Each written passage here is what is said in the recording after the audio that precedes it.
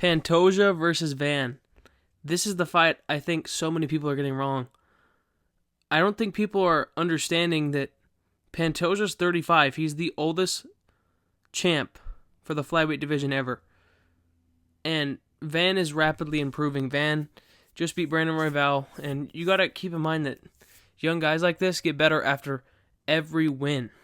And I know you can't use logic to describe why Van would win, but you can use the age factor. You know, we've seen it. We've seen the new guy come up. I know Ilia Topuria is a much better boxer than Van, but we can see these younger guys overtake the older and more stout guys that are technically better just because of that age, you know, because Pantoja could get cracked, you know, randomly. He could start gassing, you know. It's when you get older. I mean, 35 is old for a flyweight. I don't think people are considering that. And this guy's been war after war after war. I think that Van's gonna break him. I think that Van's better than these guys. I think that he's special, and I don't think people are realizing that or understanding that or believing in that. If that fight would have been 5 rounds with Brandon Royval, Van could have TKO'd him. And, you know, if we look back to 2023, you know, Pantoja went to a decision with him.